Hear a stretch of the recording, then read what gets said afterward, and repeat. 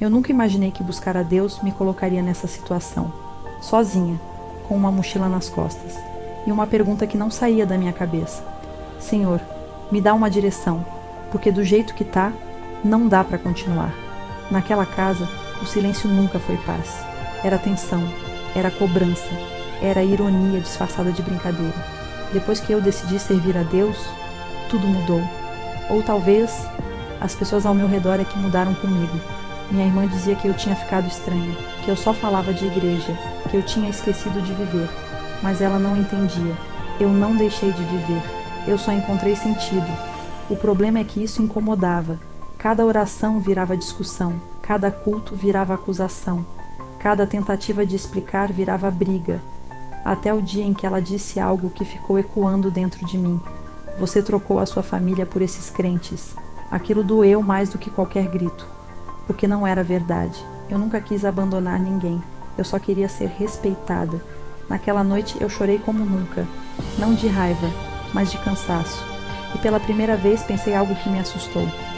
Talvez eu precise ir embora. Não era fuga, era sobrevivência. No dia seguinte a ceia eu peguei poucas roupas. Nem me despedi direito. Quando ela me viu saindo, riu. Vai mesmo? Vai morar com esses crentes? Eu respirei fundo. Vou para a casa da minha tia. Lá eu consigo servir a Deus em paz. Ela cruzou os braços e disse, fria, então vai, mas não volta. A porta fechou atrás de mim. E naquele instante, o mundo virou estrada. Eu não tinha dinheiro, não tinha carona, não tinha plano, só tinha uma oração presa no peito.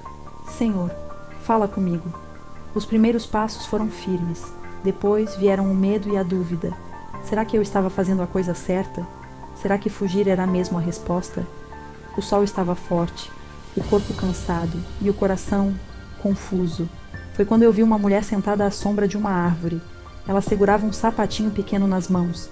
Eu ia passar direto, mas algo dentro de mim disse, volta. Eu voltei. Ela levantou o rosto. Os olhos estavam vermelhos. Ela se chamava Rebeca. Ela começou a falar e parecia que estava contando a minha própria história, só que com outras palavras. Ela disse que errou no passado, que se casou sem ouvir ninguém, que foi abandonada com um filho pequeno. Hoje morava de novo com a mãe, e todos os dias eram brigas. Eu queria sumir, ela disse, mas eu não sei o que Deus quer de mim. Sem pensar, eu falei algo que nem parecia meu. Às vezes Deus não muda o lugar onde a gente está.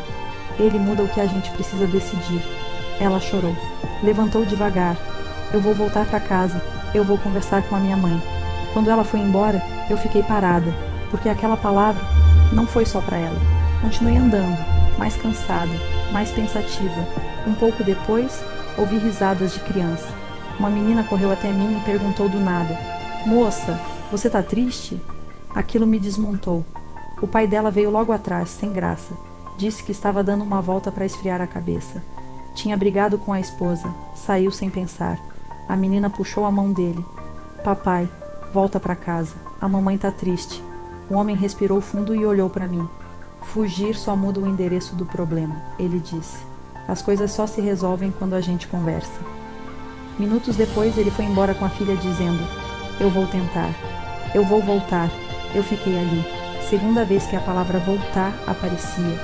Segunda vez que Deus parecia falar, sem usar voz. O dia foi ficando escuro, e eu também. Caminhei mais um pouco até ver uma mulher desesperada perguntando por alguém. Você viu um homem de preto? É meu marido. Ela contou que brigaram, que disse coisas duras, que ele saiu dizendo que nunca mais voltaria. Se Deus me ajudar a encontrar ele, eu prometo mudar. Eu respondi com sinceridade. Se o arrependimento é real, Deus guia. Pouco depois, eu vi os dois se encontrando mais à frente. O pedido de perdão, a resistência. E então, a frase que atravessou meu coração como um soco. Às vezes voltar não é sentir vontade, é escolher. Naquele momento, eu entendi. Deus não precisava falar mais nada. Eu sentei no chão e chorei. Senhor, o Senhor falou com todo mundo, mas eu queria que falasse comigo. E então, tudo fez sentido. Rebeca voltou, o pai voltou, o marido voltou. E eu estava fugindo, não da minha irmã, mas da conversa que eu precisava ter. Deus já tinha falado comigo. Eu é que não queria obedecer. Levantei com o coração pesado, mas decidido. A estrada parecia a mesma, mas eu não era. Quando cheguei em casa, a porta estava entreaberta. Ela estava sentada, em silêncio. Eu respirei fundo. Eu não vim brigar. Eu vim conversar. Ela tentou ironizar, mas a voz falhou.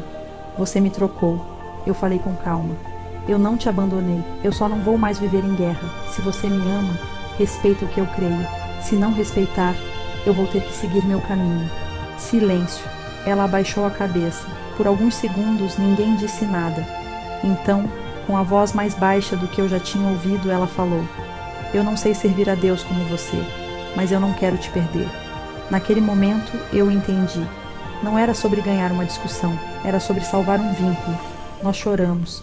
Não foi um choro bonito, foi um choro cansado, de quem passou tempo demais lutando. Nada se resolveu naquele dia, mas algo mudou, e isso já era tudo. Naquela noite, deitada na cama, eu fiquei pensando em tudo que tinha vivido desde que saí de casa. As orações, a estrada, os encontros, Rebeca, o pai com a filha, o casal que quase se perdeu. De repente, tudo ficou claro. Eu pedi direção a Deus, e Ele respondeu, não com voz do céu, não com uma visão sobrenatural, mas com histórias, com pessoas, com situações que se repetiam até que eu entendesse. Deus falou comigo quando eu achei que Ele estava em silêncio. Falou quando eu ouvi outras pessoas. Falou quando eu vi decisões sendo tomadas. Falou quando eu percebi que fugir não traz paz. Às vezes, Deus não muda o lugar onde a gente está. Ele muda o que precisa ser enfrentado.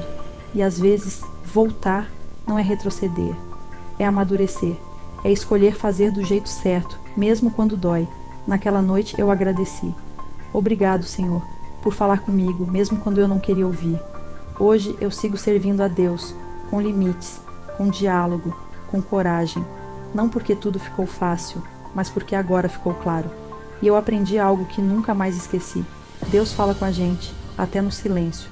E muitas vezes a resposta já está bem na nossa frente. A gente só precisa parar e enxergar.